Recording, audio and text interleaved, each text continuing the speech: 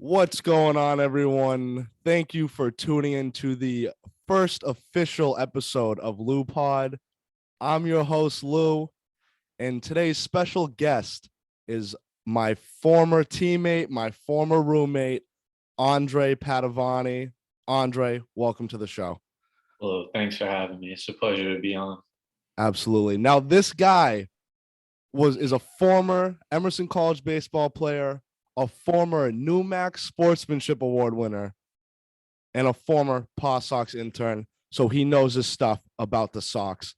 Let's get right into it, Dre, talking about 2021 MLB offseason. Obviously, some massive signings have already happened before the lockout. The one I really want to get into right away is Max Scherzer to the Mets.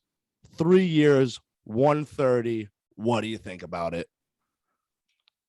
Yeah, I mean, it's the Mets are one of those franchises that, they're always kind of mean, where it's like anything they do, this past season with like thumbs down gate, it seems like, they've just one of those franchises where the front office is always kind of in like a turbulent situation.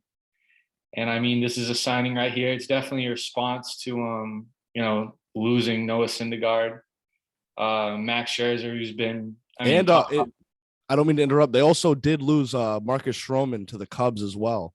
Yeah. So, down 2 starters. Yeah, you're down 2 starters. And look, I mean, he's one of the best pitchers in baseball, been one of the best pitchers in baseball for, past decade. It's a guy, he's a staple guy. I mean, 3 years, 130 mil. I mean, that's what you're going to pay for pitching like that. So I'm saying, what do you think about the deal for a guy who's going to be 38 in July of the next season? Yeah, I mean, it's definitely on the older side. It's definitely on the older side. I don't think it's it's a mistake that it's not a mistake that it's 3 years and contract ends right when he's at 40. We'll see. I mean, pitchers have had success late into their 30s. But we'll definitely see. We'll see what happens to his velocity. We'll see what happens to his off-speed stuff. I mean, he's still coming off great years. He hasn't shown any sign of kind of slowing down, but I definitely can relate to the criticism of him being 37 years old and getting 130 mil from the team. Yeah, I was thinking about that. Like, if I'm Chaim Bloom, am I giving him 130 mil? And to be honest, I think he probably should have. Just looking at, especially, we lose Erod, which obviously before COVID, he was a totally different pitcher. But also, I don't think stats tell the whole story with Erod. I think he's going to do pretty well in Detroit. He got that 5-year, 77 mil. I'm kind of happy the Red Sox didn't sign him, especially to a 5-year deal. But I think it would have been nice to get Scherzer, 3 years, 130. You're the Boston Red Sox. You got all the money in the world. Might as well go get a guy. Because right now, the Sox, Chris Sale, but I mean, we don't really have a guy right now. Eovaldi, I'll say, I think Eovaldi's going to win every game he steps out onto the mound. But, down the stretch last year, Chris Sale's on the mound. I'm expecting, 4 innings pitched, no decision. Still expecting the Sox to win every game Chris Sale pitches. I just don't think he's going to get the win. But no, I agree. I mean, Erod's one of those guys where, like you said, it doesn't always show up on the stat book, but I mean, he's got some of the best stuff in Major League Baseball. Mm-hmm. His arsenal is crazy. So, I mean, 5 years is a long time. But he's going to be 29 in April. So. Yeah, so it's just a guy, a guy who's just his had a high floor throughout his career, just kind of ups and downs. But I mean, with the Tigers, he'll be their guy now. Mm-hmm. Yeah, I mean, I could definitely agree with you from the standpoint of like a Red Sox fan. I mean, it's been too volatile with Erod to kind of, I guess, give him justify that. Justify a signing like that. So, it's one of those things where like he's definitely going to have success, but we'll see how high his ceiling goes, because that's always been the thing. He's always been someone with high potential that's never been able to kind of maintain it consistently throughout his career. Yeah, and we'll also see his ERA last year, 4.74. And he's taking that to Detroit, where the lineup isn't, you don't know what they're gonna give you every night. I mean, they did just sign Javi Baez, which I thought was a decent signing by them. And then obviously they have Torkelson coming up to play first base there. And everyone was saying they were gonna get Correa. But a big reason why Javi went to Detroit is he's going to be their shortstop, or at least that's what he is expecting. So we'll see if they end up getting Correa, because I mean, you get two guys like Correa and Javi Baez. You could definitely in the AL Central too. You can make a playoff push with that team. But another big story for the pitchers, Cy Young, Robbie Ray, off to Seattle. 5-year, 115. He's going to be 30 next October. He's coming off his best season. He was Cy Young and ERA champ. Also an all-star in 2017 in Arizona. So the guy likes the West Coast. He pitched good in the West Coast. So what do you think about the Mariners going to get a guy like the Cy Young? Especially, they were almost wild card team last year. They made a big push down the stretch. So a lot to work with there. Yeah. I feel something that I feel like we talk about just amongst us, just when we're talking baseball, is whenever a guy makes the jump from an NL team to an AL team to see what happens. Mm-hmm. And this is kind of a different circumstance, obviously, because he's coming from the NL West, where, I mean, some of the best hitters in baseball are at, Yeah. But I mean, for the Mariners, I mean, it's a good signing. I mean, he's still pretty young. Like you said, coming off an all-star year in Arizona, Oh no, he was all-star in 2017. Oh yeah, with Arizona. Then he came to the AL East, arguably the best division in all of baseball, and won the Cy Young with Toronto. Yeah. So it's like, I don't know, the Mariners are, always an interesting kind of organization. Mm-hmm. The AL West, he's coming to he'll be facing Mike Trout. Shohei, he's gonna go head-to-head against Shohei on the bump, and he's gonna face him at the dish. Yeah, so we'll see. I mean, I feel like my stance. It's like I always feel like pitching is definitely worth the money, especially Major League Baseball. So 5 years, 115 mil. I mean, it's a lot, obviously. Max Scherzer's getting 3 years, 130. But I mean, we'll see. I mean, I think he's worth the 115 though. I mean, you know how money is in baseball now. That's not for a Cy Young. That's kind of a bargain they got there. Also, Seattle made another big move. They got one of the best second basemen in the game, Adam Frazier from San Diego. Last year, he was an all-star batting .305. He does kind of lack power, though. He only had 5 home runs. It only drove in 43 RBIs, but in his defense, he started the season off in Pittsburgh, one of the worst teams in the league. But the guy hits 176 hits in 155 games. And, he can play both infield and outfield, primarily a second base, played a decent amount in left. But I think a guy like that going to Seattle, a team that has a lot to work, there's no expectation in Seattle. Their goal is to make the playoffs, and, the AL West. Well, the AL West is going to be it's going to be the Wild Wild West next season. The Angels. If Mike Trout stays healthy, the Angels are good. How the Astros are, and then the Rangers. I mean, they might have the best middle in all of baseball, getting Corey Seager and Marcus Semien. Seager got the bag. 10 years, 325 is what Seager got in. Semien, coming off a great season in Toronto, he was getting votes for MVP. 7 years, 175. What do you think about the Rangers? Really, that you got to win they got to be playing for a ring right now, right? I mean, yeah. I mean, you put almost $500 million into middle infield. I mean, they have to be kind of expecting something like that. I mean, you're looking at two guys. Obviously, I mean, Corey Seager's, he's been doing it for a while now, elite shortstop. And the Marcus Semien is that it's so interesting to me of, he just a guy who's, he obviously had an amazing season last year. And it's so interesting to see like these kind of contracts come out of Just one those season. kinds of teams, because it's not obviously we haven't seen Marcus Semien play like how he played last year his entire career. But I Yeah. mean, he's always been a consistent player. Let's not But forget, yeah, Dre. I'm sorry for interrupting you, but he won a Gold Glove at second base last year. yeah, he's a good fielder. Always been a good fielder. He got Absolutely. the Silver Slugger. I mean, dude, he walked away with a All-Star bid, Silver Slugger. What? Yeah, he was an All-Star last year. I'm not. Yeah, All-Star last year, Silver Slugger last year, and the Gold Glove, and he was getting MVP votes. Yes, I remember possibly the best right side in the MLB last Great year. right side in Toronto last year.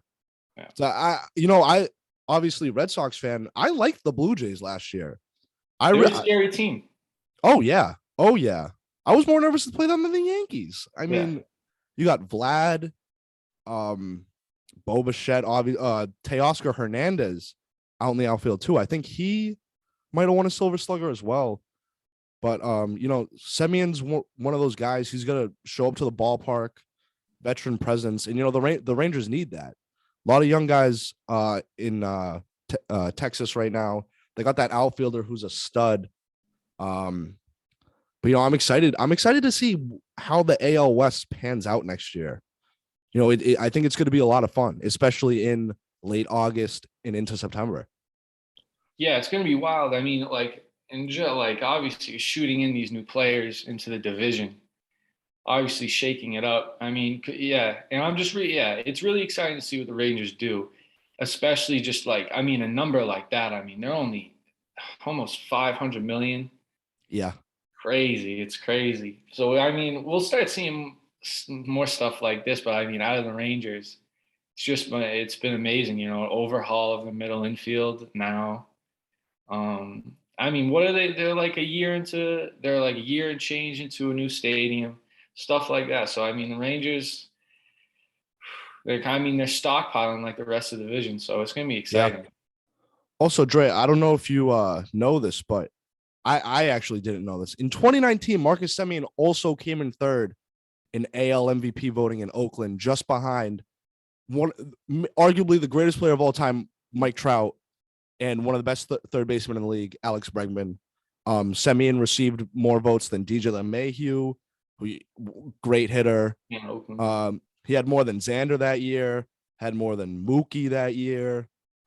So, I mean, recently, the guy's been playing at MVP caliber baseball. Yeah. Looking back on the contract, 7-year, 175. That's 175 for a guy like that, who's gonna be your second baseman every day. He's 31 now. He'll be 32 next September. So we'll see how that kind of works out towards like the 5th, 6th, and 7th year of the contract. But I think Texas they're worried about the first 3 to 4 years of that contract.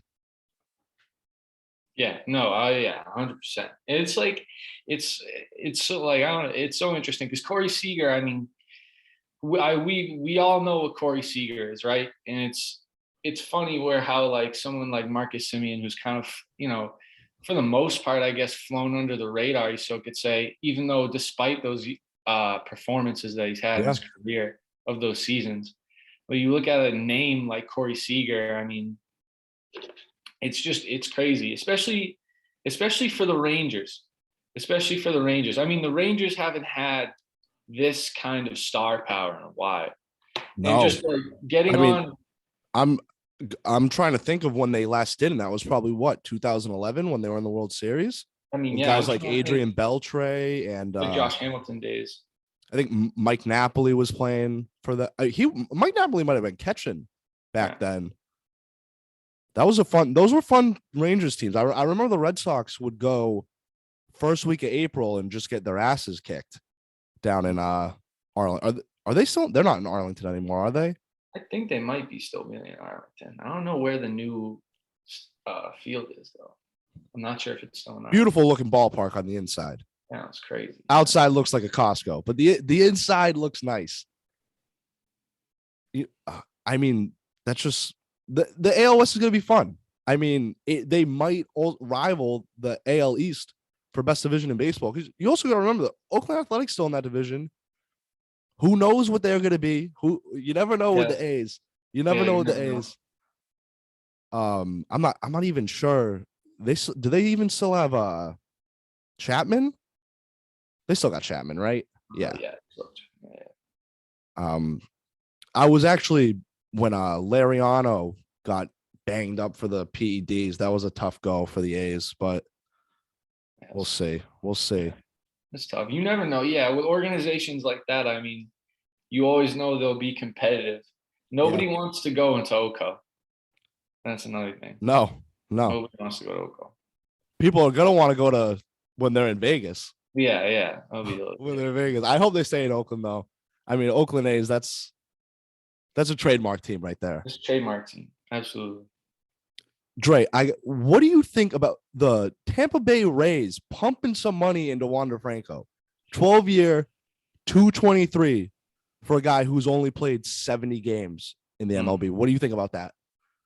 I mean, for a team, it's crazy because the Tampa Bay Rays are truly one of the best ran organizations in sports. Yeah, 100%. You know, for a team that, you know, just an organization with just a severe lack of resources, you know, with a history of just developing player after player after player and just watching them leave for another team. It's got to be brutal. Yeah, it's got to be brutal. And it, you know, I mean, I love Wander Franco. I mean, obviously a lot of this is just kind of going off the eye test, I know, because it's small sample size. But, you know, I mean, they must really believe them. I can't even, you know, you can't even knock. I mean, personally, I can't even knock like the decision to do it just because I mean, their scouting and, you know, their player development system is just like, it's second to none. And not even in baseball and sports, where it's just, you know, that organization's ability to identify talent and develop them through the minor leagues is unbelievable. So, I mean, I feel good for them just because it's like, I mean, it's the first time in a while they've really, you know, they're putting all their chips into somebody that they feel is just going to be a star in the MLB. So, I mean, hats off to them at this point. We'll see how it works out. But I mean, when you have an organization like the Rays, you know, I feel like everything's just going to work out for them. I really do. They year after year, they're competitive in a division with, I mean, two of the richest teams in the sport. So yeah, absolutely. I mean, also, you know, 70 games for Wander Franco. He had 81 hits in 70 games, 7 bombs, 39 ribbies. He had 37 Ks and only 24 walks. So, you know, but I mean, as the kid, 20 years old, he's younger than us. So, you know, as he gets older, those Ks are going to go down. He's probably going to get more walks, intentional walks, because he's going to keep swinging the stick well. And I don't know if you remember, but in the 4 games that they played the Red Sox in the ALDS, he batted .368, 2 bombs and 4 RBI. So he had 7 hits in 4 games, 2 doubles, 2 bombs. So, I mean, in that series, it just felt like everything he was hitting, he was ripping it. I didn't think the Sox were going to beat the Rays. I didn't think the Sox did not think the Sox were going to beat the Rays. I think the Sox would beat the Rays. I thought the Rays were the best team in the MLB. I did too. I mean, the 2021 Red Sox team, very thankful I was able to watch them. Yeah. That was one of some very enjoyable to watch that team play. Yeah, just a gutsy team. Down the stretch too. I mean, how many runs they score against the Astros in the first 3 games? 20 runs in 3 games, and they obviously hit a wall. But absolutely, I mean, the amount of timely hitting that they had down the stretch was just unbelievable. Yeah, And a big part of that team, Hunter Renfroe, shipped off to Milwaukee for Jackie Bradley Jr. and two minor league infielders who the infielders are good. They're legitimate players. David Hamilton, Alex Benias, Hamilton, he's 24. He hit 258 with 8 bombs, 43 RBIs. And then Benias was 309 with 9 home runs and 29 RBIs. So Hamilton is probably more MLB ready as he's played up to AA, and I think Benias has only been playing in low A. But I mean, dude, I really didn't understand that trade. I didn't get it one bit. Yeah, I mean, you're talking about a guy. Renfroe had 31 bombs last year. It led the league in outfield assists. Yeah, and you're talking about a great outfielder with a great arm. Had some very if we're talking about timely hitting, had some very timely hits, and very timely hits for the Red Sox down the stretch. Someone that I'm a fan of. I mean, I really like. Big fan of Hunter. I hope he is an all-star in the NL. Yeah, I really a big fan of Hunter Renfroe. I'm a big fan of Jackie Bradley. I always was. Ooh. But I mean, when you're talking about, the bat, it just doesn't. I mean, he lacks the bat. I mean, it just doesn't line up. And I think that was, the biggest asset for the Red Sox was just 1 through 9 was just a battle. Every single batter they had going up was just a battle. Every single time. And, I mean, listen, Jackie Bradley's had his moments, but I mean, for the most part, really helped us win a World Series 2018. Yeah. I mean, that ALCS in Houston. Yeah. Best baseball he's ever played. A big part of the ring that Huge year. Part. And but when we talk about those kind of highlights in his career, you also have to bring up the times where he was just a black hole in the lineup. When he pulls off a 1 for 32 with 20 Ks. Yeah. And that's, regardless, I guess, of what you think of Hunter Renfroe. I mean, we all know Hunter Renfroe is not bad. No, Hunter Renfroe was one of the best bats in the Red Sox lineup. I mean, he'd be one of the best players on more than half the MLB teams, I think. I mean, the guy's a plus arm. He tracks the ball very well. Right field in Fenway Park. That's no walk in the park. It's one of the hardest right fields to play, especially during those 1 p.m. and 4 p.m. games when the sun's right in your eye. I mean, the guy made some great catches out there. He made some unbelievable throws, and he hit the hell out of the ball. It's a big right-handed bat. Yeah, and I mean, we all know Jackie Bradley's a great fielder. I mean, Hunter Renfroe's a good fielder too. Absolutely.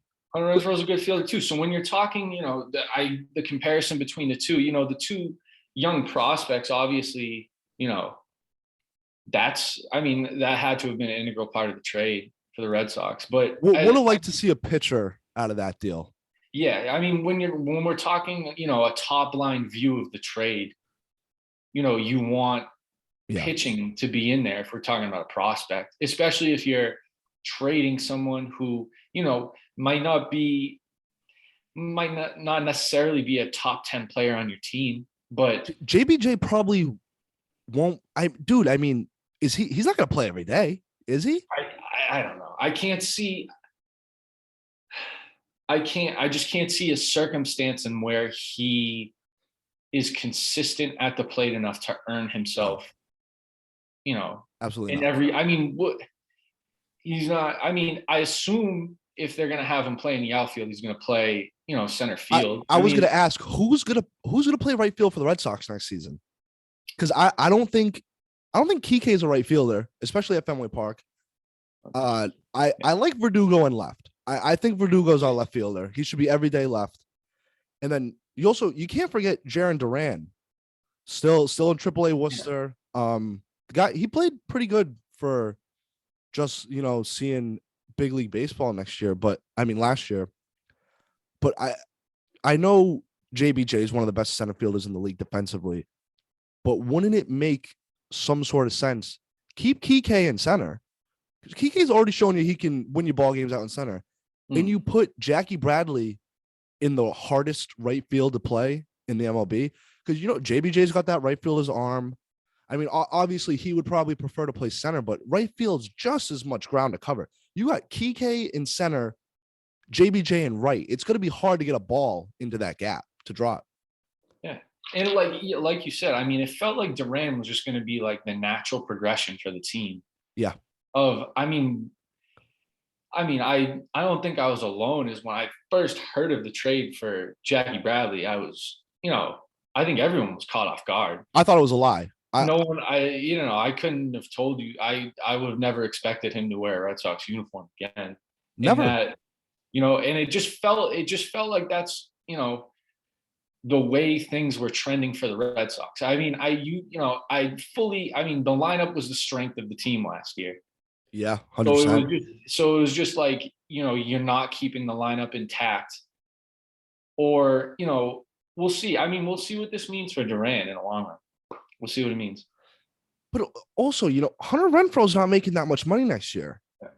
So it really doesn't make any sense. I'm also trying to think, is Chaim Bloom trying to make a blockbuster trade? Because, think about it. We get these two infield prospects, but the infield, we got to re-sign Rafi Devers. He needs, I need to see him with $200 million plus on his contract for at least 8+ years. We got, I think, Xander, in my opinion, best shortstop in the AL, at least. If I'm a GM of any team and you ask me who I want to play shortstop on the team, I'm going to take Xander. And, second base, we'll see. I mean, I liked Christian Arroyo every now and then. I would like to see Jeter Downs play a little bit, a 2B next year. I mean, I think his minor league days are coming to an end. That's just too much talent to be playing in Worcester every night. So, I mean, and now we got 4 outfielders with Durant. So I don't know, dude. I think Bloom could make a big trade with some of these prospects we got. Because even at first base, do we really need Bobby D and Tristan Cassis?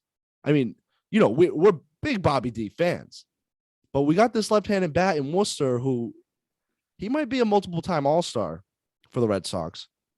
Yeah, and I think especially if you're the Red Sox right now, if you have the left side that they have, you can patch together the rest of the infield too. You don't have to figure it out right away. And I think that's what everyone wants out of the Red Sox is just kind of the move for, a top 3 pitcher. The move you don't need another Chris Sale. You need, one more pitcher. You need someone to add more depth to the rotation. I mean, that's what everyone noticed about the Red Sox.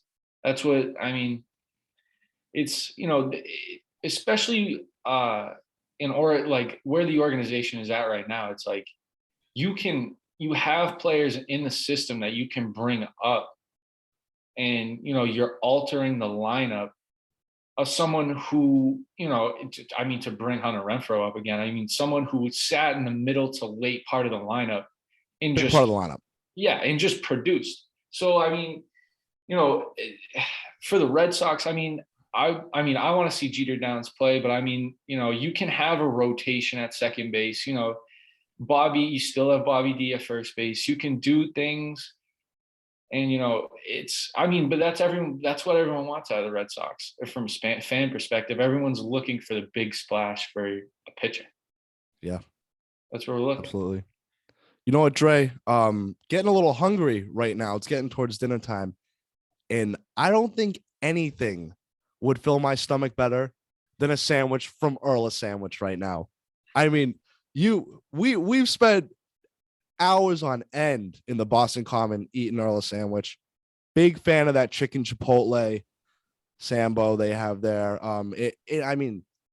Great sandwiches, priced very reasonable. I mean, it's the Boston Common, so but they got the chips, they got the frozen lemonade, they got Pepsi. I'm a Coke guy, but they got the Pepsi, they got the ice cream, they got the tomato soup, they got the pizza for the kids. I mean, Earl of Sandwich is everything you can ask for for a sandwich shop and located right in the Boston Common. So, two Emerson kids like us, that's every day. Every day we're at Earls getting those Sambos. I mean, I'm just a big Earl of Sandwich fan, and I'm such a big fan